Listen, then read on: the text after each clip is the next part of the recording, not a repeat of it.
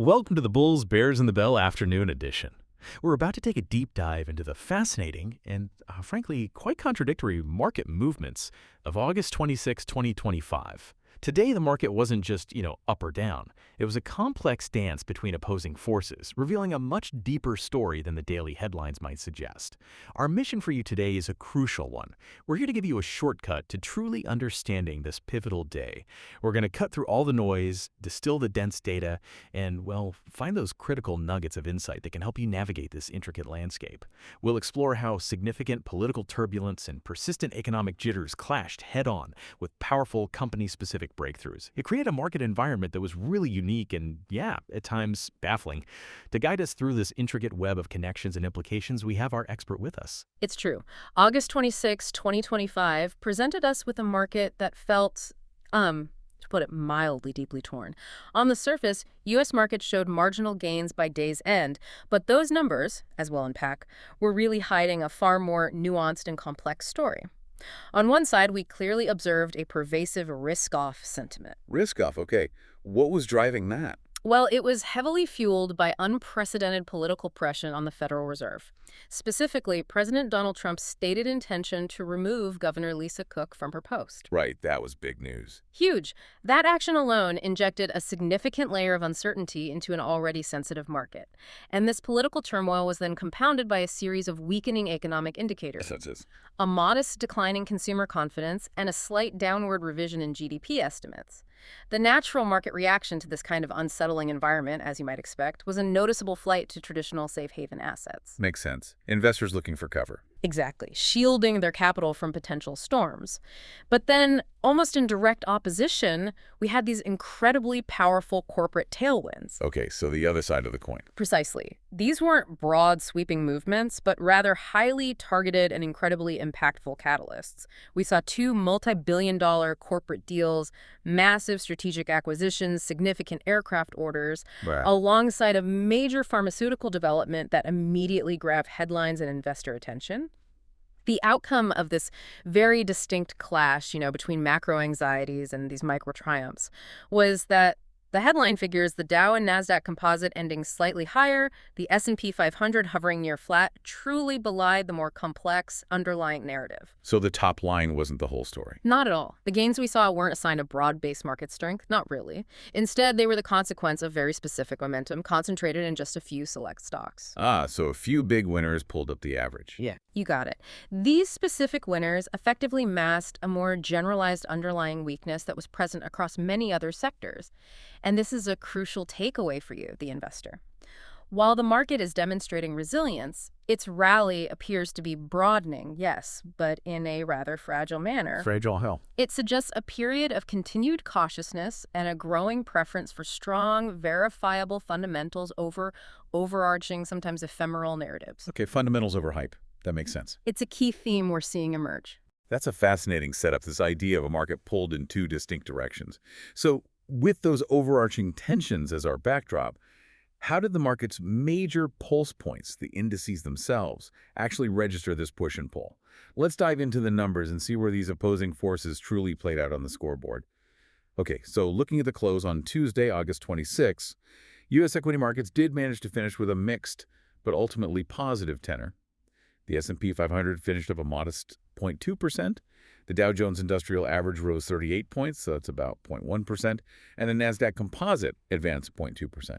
Now, what makes these numbers particularly intriguing, and where that illusion of strength you mentioned starts to peek through, is the contrast with earlier intraday movements. Right, it wasn't smooth sailing all day. No, not at all. Reports indicated that the S&P 500 had actually slipped less than 0.1% during the day. The NASDAQ Composite had also seen marginal drops at certain points. Little dips. Yeah, these fluctuations aren't just statistical quirks. They illustrate a profound underlying cautiousness that permeated the entire trading session.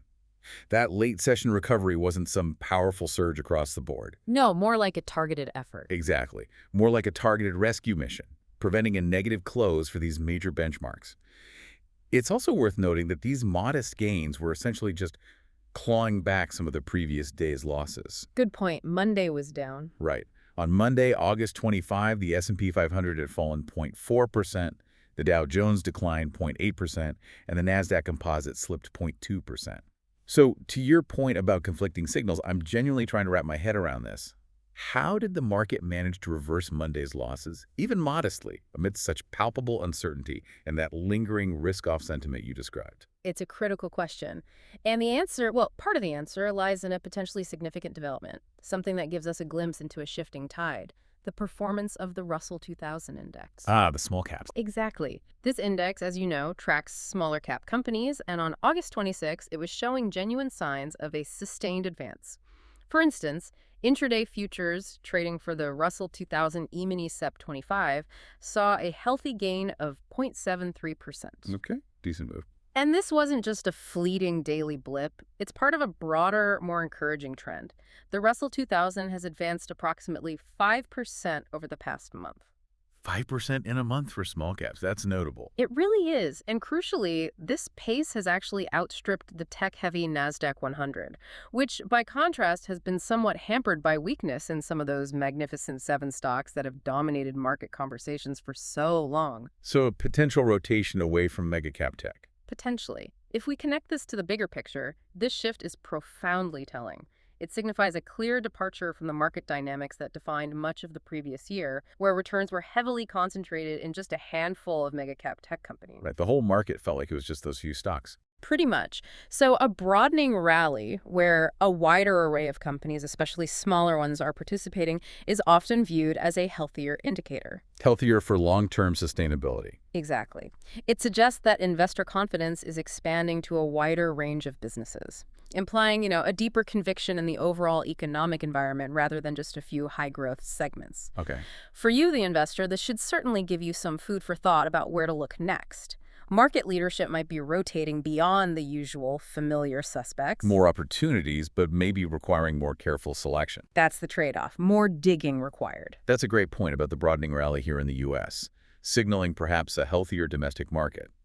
But it's also important to remember, this U.S. performance wasn't a universal experience across the globe, was it? No, definitely not. There were regional differences. We saw a stark contrast on the same day, August 26, with the Indian equity market, for instance.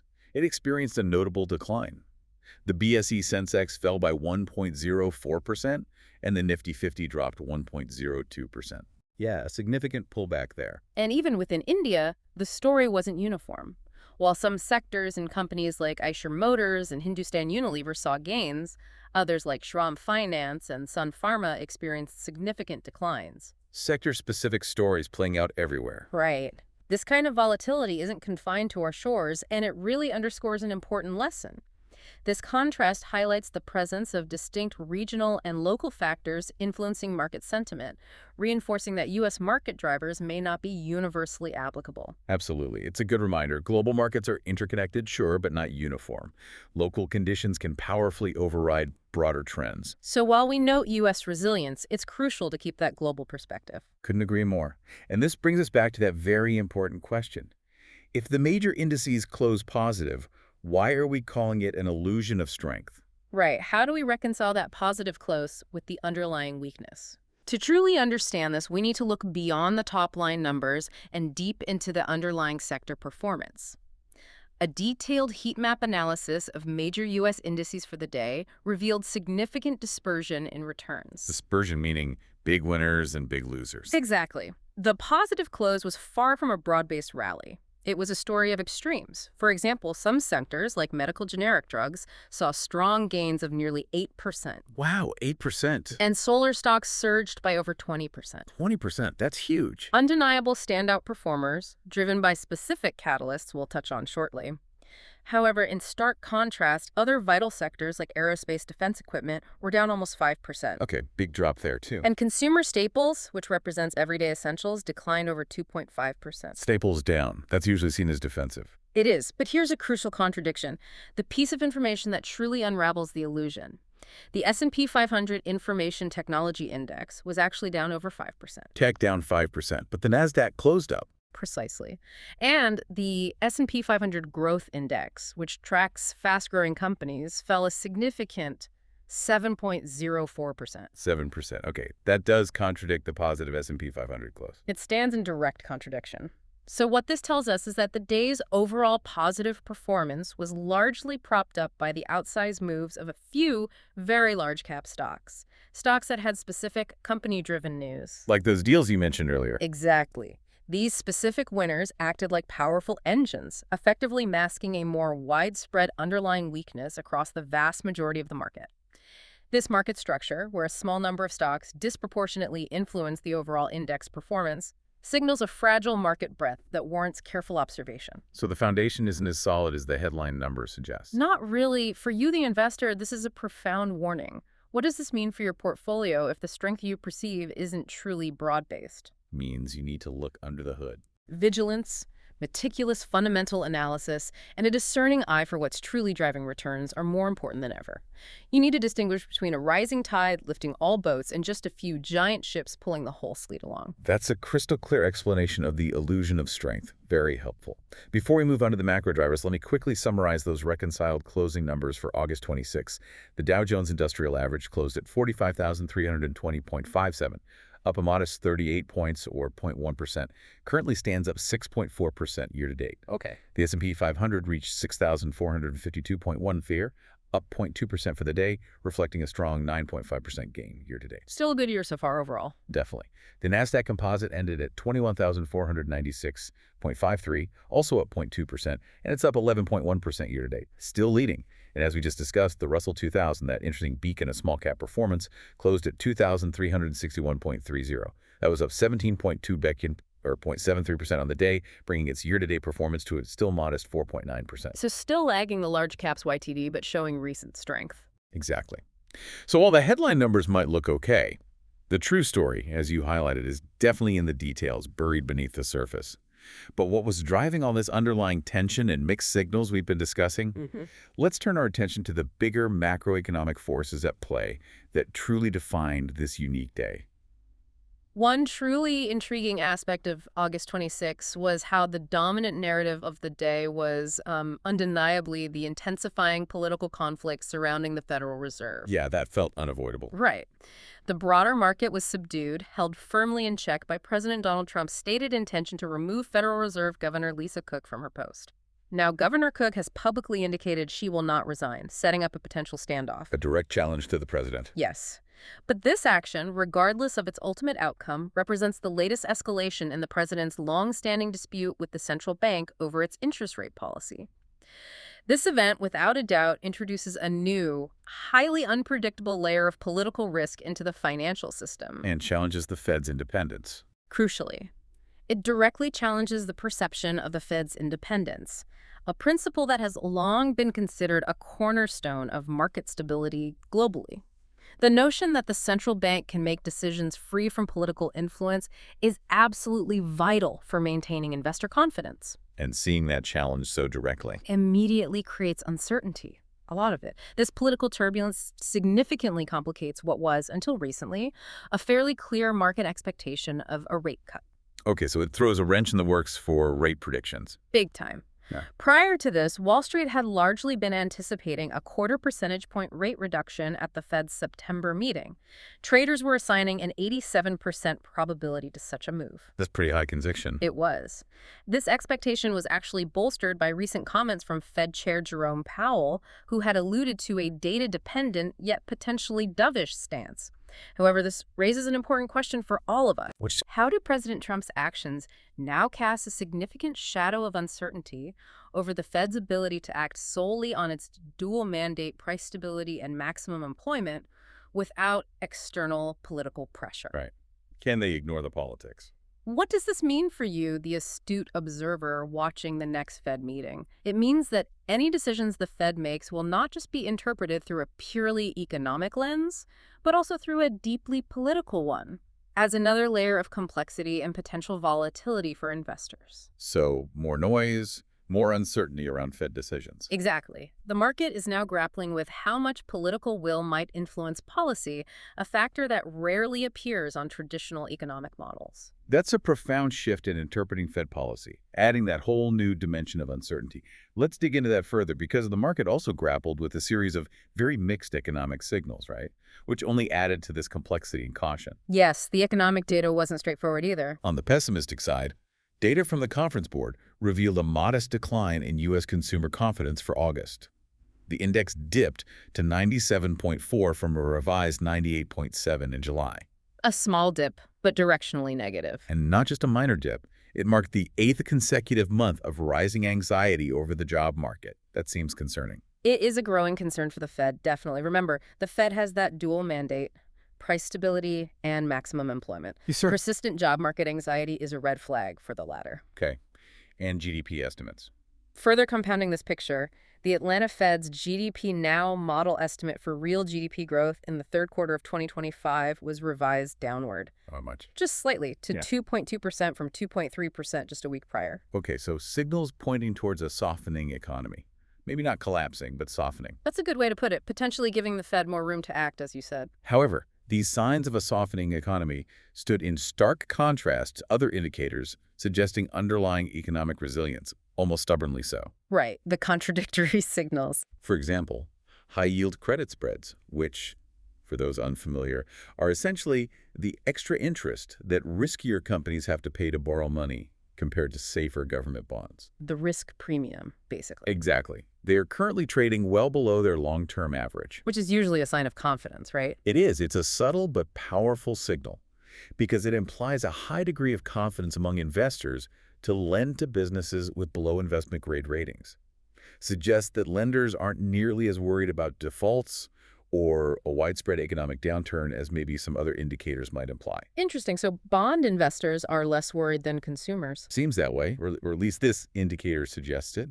So this conflicting data created a market dynamic where participants were forced to weigh these distinctly pessimistic and optimistic signals simultaneously. A real balancing act. Yeah, leading to a session that was ultimately defined by caution.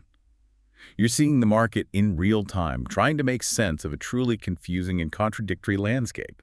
It's like having one weather forecast predict sunshine and another predict a storm, and you have to decide what coat to wear. That's an excellent analogy. And if we connect this to the bigger picture, this confluence of weak economic data and political uncertainty actually created a fascinating and often paradoxical market reaction.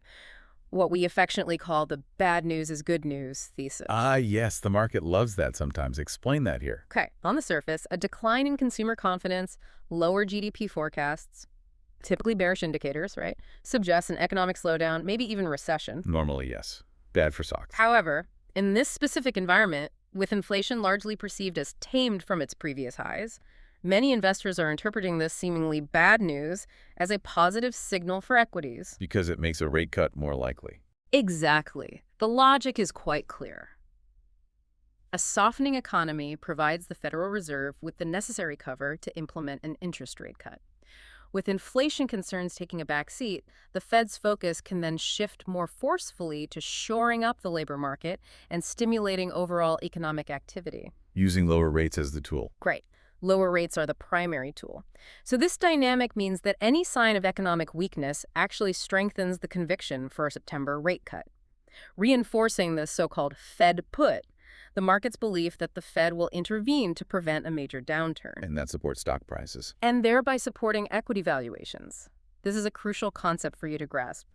Sometimes what seems like a negative economic development is actually viewed favorably by the market if it paves the way for monetary easing, especially when the alternative is perceived as higher for longer rates. Got it. Bad news equals rate cut equals good for stocks. Simple, but complex. It really is, and this entire situation is further complicated by the political pressure on the Fed. That creates a ripple effect throughout global markets. Oh. President Trump's actions, by challenging the Fed's independence, tend to weaken the U.S. dollar.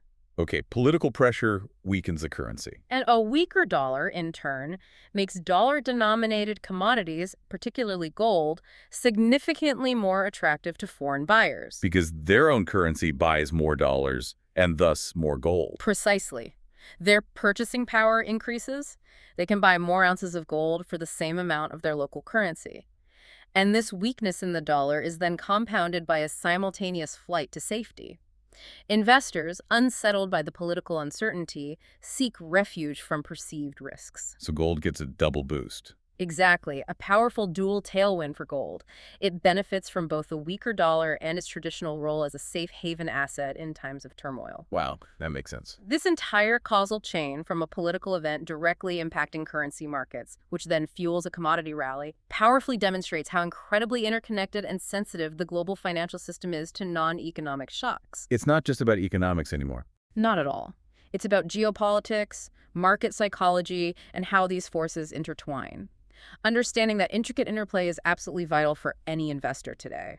So on one side, we have this intricate dance of macro signals, political pressures, and this fascinating bad news is good news paradox. But remember that illusion of strength we talked about earlier, where headline gains masked underlying weakness. Yes, the fragility beneath the surface. That brings us directly to the other powerful force shaping the market on August 26. Individual corporate actions. These were the true bright spots, weren't they? Cutting through the broader gloom and providing targeted, powerful momentum. They really stood out on a day like that. Here's where it truly gets interesting, because the day's positive index performance was largely a function of a few significant company-specific announcements. Right. These specific stories had huge impacts. These powerful idiosyncratic catalysts provided such potent momentum that they actually outweighed a lot of those broader macroeconomic and political headwinds we just discussed. It's a testament to the idea that sometimes specific company news can simply break through all the noise. Individual company strength winning out. Let's start with EchoStar, ticker SATS. This satellite television provider saw its shares surge by an extraordinary 70.30% to $50.87. 70% in one day. That's incredible. Incredible. What drove this spectacular leap? A major strategic deal with AT&T. This transaction, valued at approximately $23 billion, involved an all-cash acquisition of 50 megahertz of nationwide wireless spectrum licenses from EchoStar. $23 billion cash deal? That's massive. What's the benefit for each? Well, this deal is incredibly beneficial for both parties, almost a textbook example of a win-win. For AT&T, it significantly strengthens its 5G network capacity, gives them crucial bandwidth, and potentially reduces the long-term need for expensive and capital-intensive cell site construction. Huge strategic move in the competitive telecom space. Okay, big win for AT&T's network. And for EchoStar. For EchoStar, this sale provides a solid financial footing, injecting a huge amount of cash. And critically, it resolves an ongoing regulatory investigation by the Federal Communications Commission, the FCC, concerning the utilization of its spectrum holdings. Gets the regulator off their back. That's often huge for a stock. Exactly. This regulatory overhang had been a significant weight on their stock. So the lesson for you here is that a single, well-timed transaction can not only provide a massive financial windfall, but also resolve existential regulatory challenges that have really weighed on a company's valuation for a long time. Unlocks incredible value. A game changer for EchoStar, then. Absolutely. Then we have Boeing, ticker BA. Another giant. What was their news? Shares of the aerospace giant advanced following the announcement of a truly historic deal with Korean Air.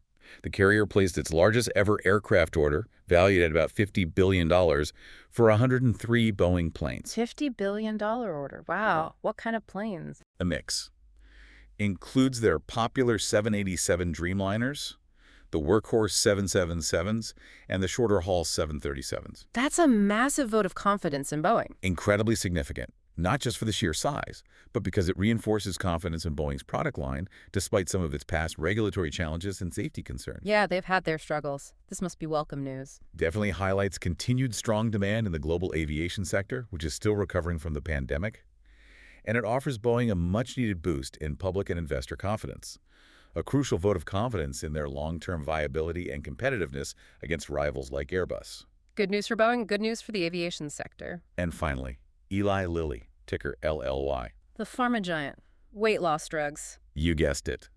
The pharmaceutical powerhouse experienced a significant gain of nearly 5% after announcing positive results from a late-stage study of its experimental weight loss pill, ortigoporn. A pill form, that's potentially huge versus injectables. Game-changer potential. This news positions Eli Lilly to move much closer to a regulatory filing for approval, intensifying its competition with other major players in the burgeoning obesity drug market. That market is massive. Multi-billion-dollar market dominated by GLP-1 agonists. A successful oral pill could provide a huge advantage. So another company-specific catalyst driving a stock higher. Exactly.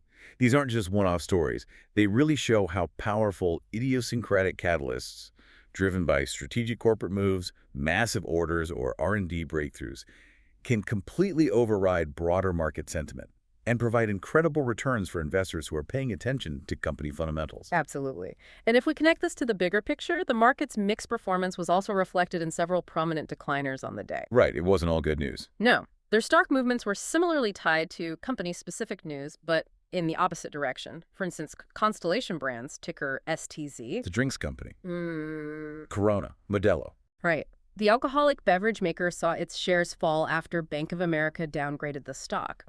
The concern here was about a potential decline in beer demand, tied to shifting consumer preferences, perhaps a broader economic slowdown impacting discretionary spending. So analysts' concerns about fundamentals hitting the stock. Exactly. Highlights how analysts' sentiment, when tied to emerging industry trends and potential fundamental shifts in demand, can quickly trigger a revaluation. Another notable decliner was Keurig Dr. Pepper, ticker KDP. KDP, what happened there? The company's stock continued its slide for a second consecutive session, losing 6.91%. This was amid palpable investor unease over its planned $18 billion acquisition of JDE Peet's. $18 billion. It's a big deal. What's the plan? The strategic move is intended to split the company's coffee and beverage businesses, but it raised significant concerns among investors about increased debt levels the company would incur to finance such a large transaction. Acquisition debt worries. Yes. And these concerns were compounded by a negative credit outlook from S&P, which directly assesses a company's ability to manage its debt. So the credit raters got nervous too.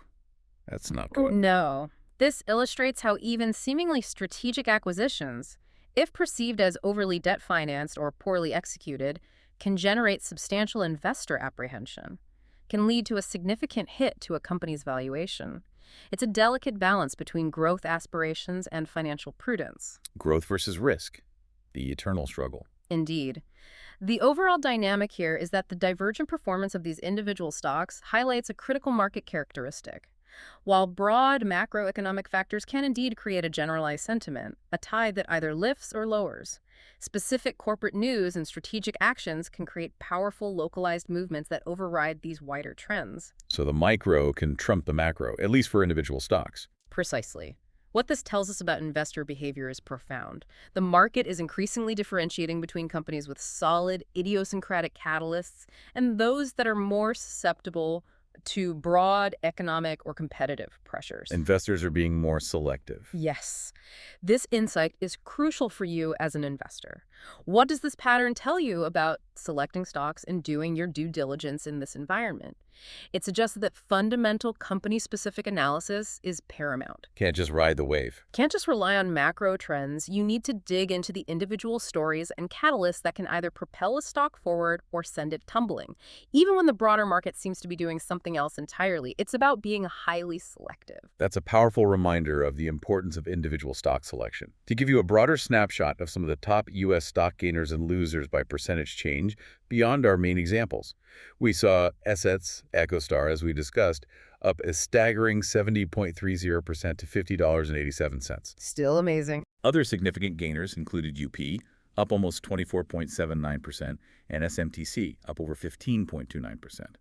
For many of these, the primary catalyst was listed as undetermined in public reports, just reflecting significant trading volume and heightened investor interest. Sometimes stocks just move on momentum or speculation. Right. On the flip side, some notable decliners included NEGG, down a sharp 21.60%, NAKE, down 11.41%, and KDP, Keurig Dr. Pepper, down 6.91% to $28.95, largely due to those acquisition debt concerns. Yeah, that deal weighing heavily.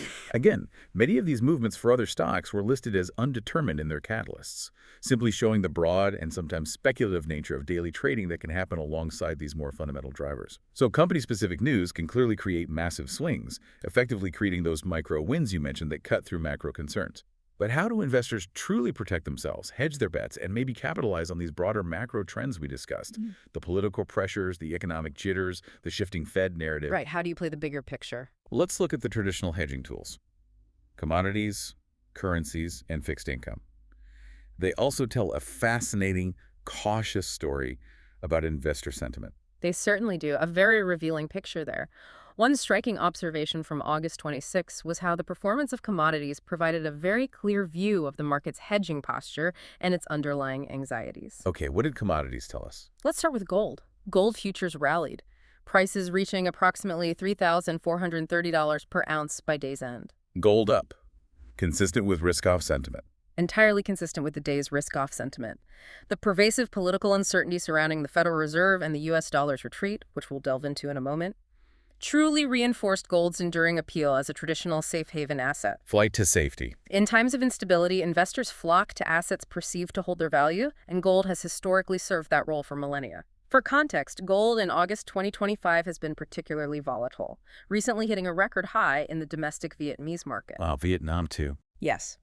And trading as high as $3,516 in futures markets on the COMEX during the session. So, strong demand globally. Very strong. The upward trajectory of gold points to a market actively seeking security amidst the political noise, and demonstrates a clear appetite for a non-fiat asset, an asset not dependent on the credit or stability of any single government. A desire for something tangible. Exactly. It's a fundamental vote of no confidence in the prevailing system, a desire for something tangible and universally recognized as valuable.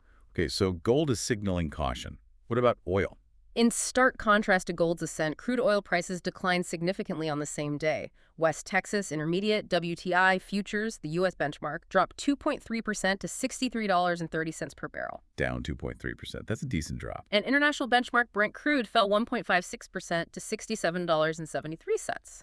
This decline, notably the first in 5 sessions for WTI, was likely driven by a combination of those mixed economic signals we discussed. The softening data. Right, and broader supply-demand concerns, especially apprehension about global economic growth. So oil is sensitive to growth fears. Highly sensitive.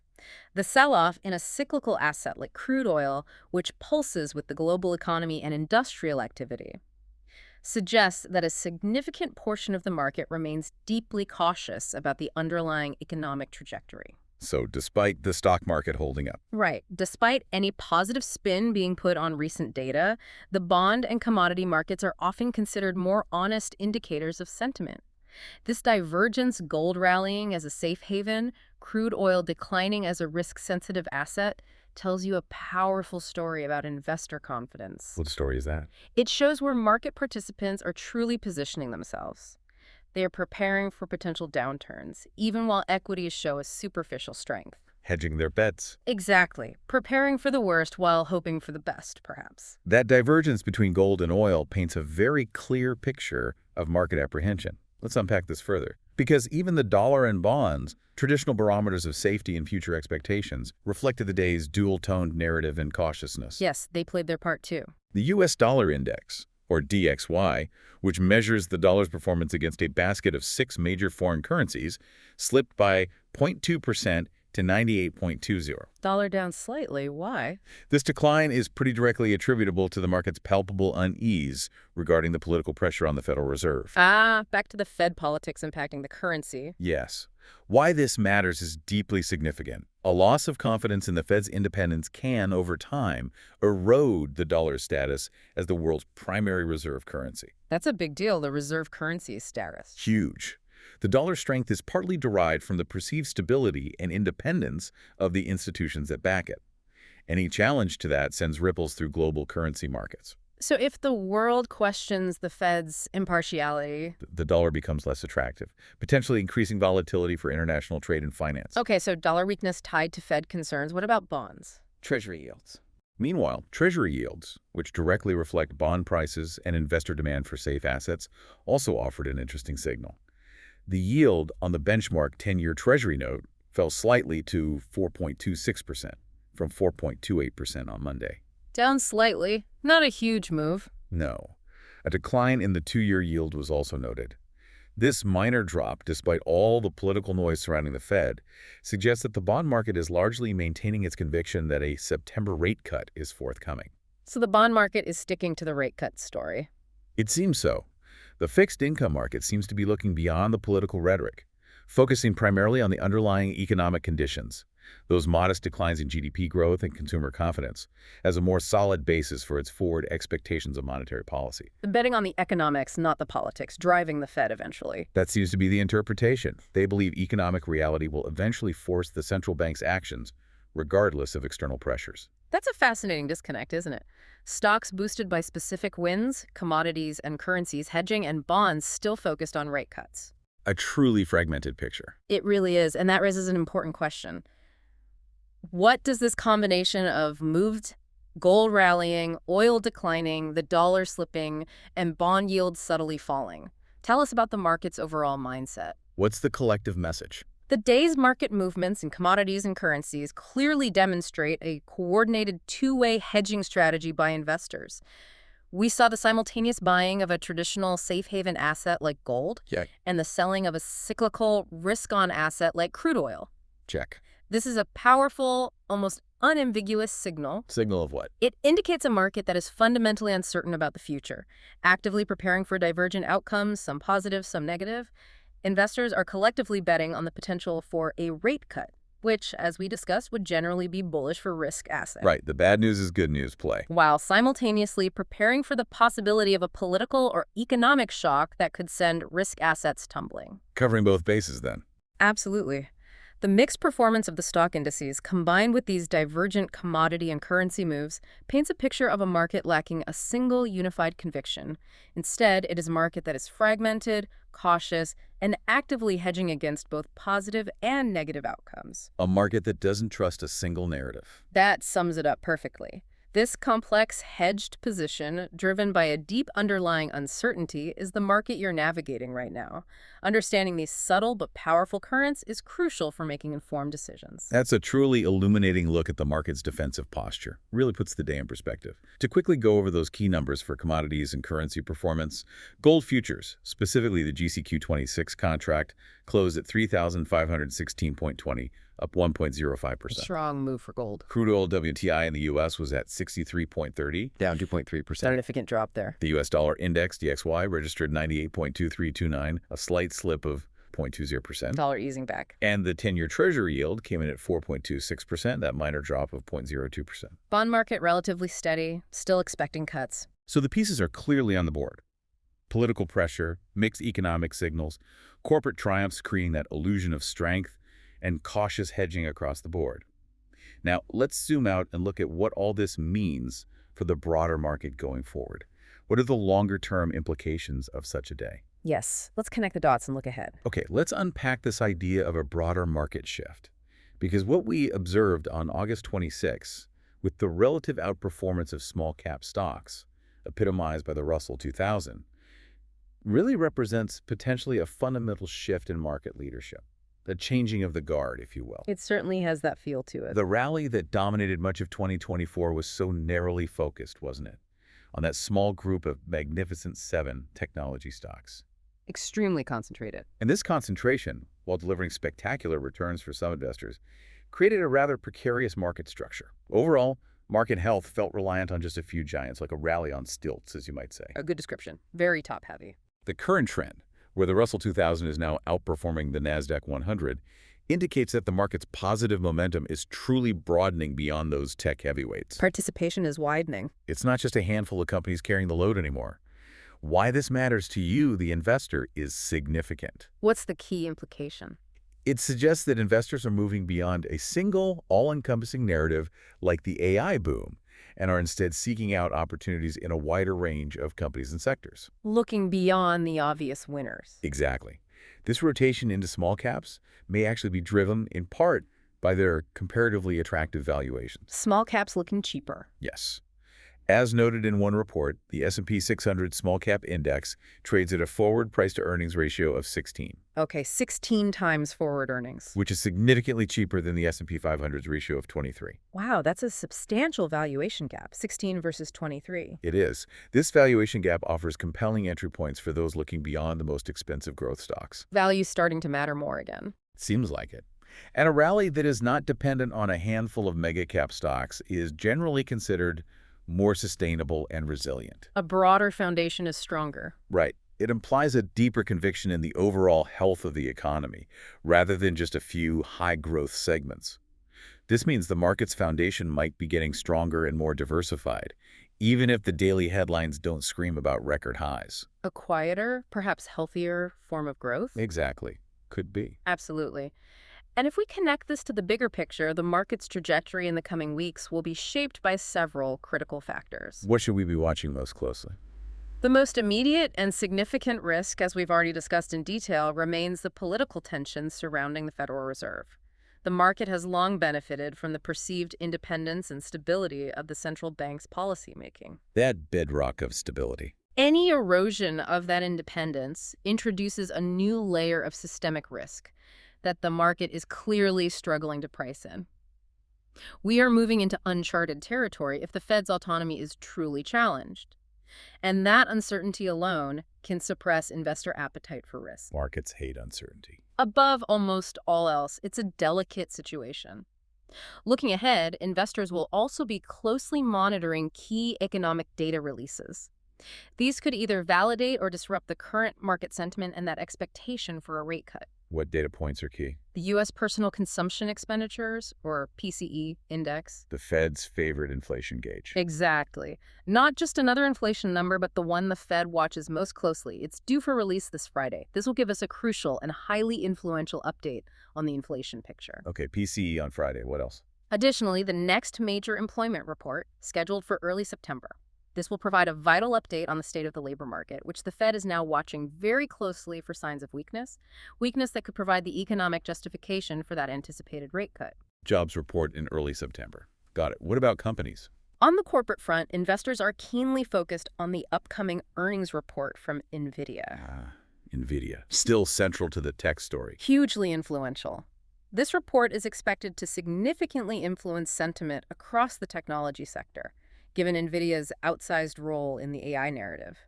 The outcome will be a major test of the continued strength of the AI story that has powered so much of the market recently. So a big test for the AI theme. Definitely. These are all critical moments for your understanding of market direction.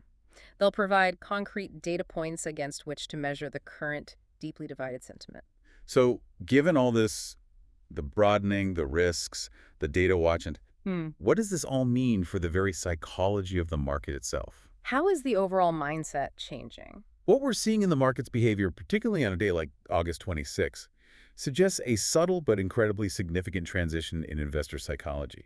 The rally of the past year was largely narrative-driven, wasn't it? Very much so. Capital flowing into a small number of companies based on that compelling, high-growth story around artificial intelligence and innovation. It was exciting, it was fast-paced, but also very concentrated, almost a speculative fervor. Yeah, it felt a bit like FOMO, fear of missing out, driving things. The new dynamic we're witnessing, marked by the outperformance of small caps, the broad sector dispersion, and the market's divergent reaction to specific corporate deals versus broader macroeconomic data, indicates a clear shift back toward a fundamentals-based approach. Back to basics in a way. Perhaps. Yeah. Investors are increasingly looking for tangible value, proven business models, and financial stability beyond just the major tech giants.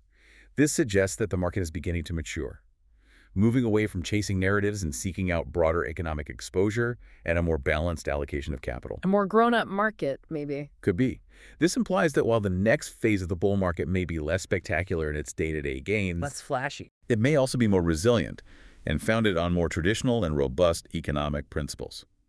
This shift in underlying conviction, from a focus on grand narratives to a discernment based on solid fundamentals, is a crucial development for you, the professional investor, seeking to anticipate and capitalize on the next phase of the market cycle. Understanding that shift is key. It's about looking deeper than the surface, beyond the headlines, and truly understanding the engines of growth. Hashtag time outro. What's truly fascinating here is how the market on August 26, 2025, perfectly encapsulated this tension.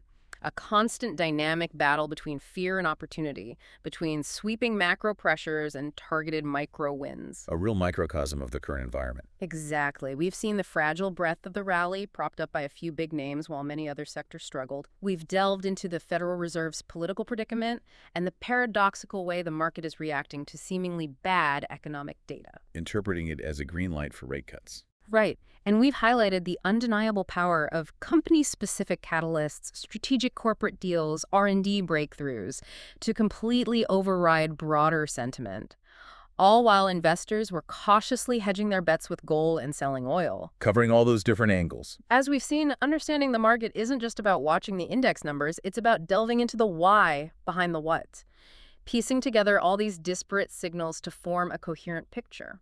So what does this all mean for you as you look ahead? Consider this. If the market is truly shifting from a narrative-driven frenzy to a fundamentals-based discernment, what does that imply about the kind of companies that will thrive in the coming months? A critical question for portfolio strategy. Will the Magnificent Seven continue to lead, albeit perhaps more steadily? Or are we entering an era where overlooked value stocks, particularly in the small cap segment, finally get their moment in the sun? Leading to a more diversified market. And perhaps, ultimately, a healthier market for everyone. Think about how this profound shift might change your investment strategy in the weeks and months to come, and how you might adjust your portfolio to capitalize on these new underlying currents. Thank you for joining us on this deep dive into the complex world of August 26, 2025.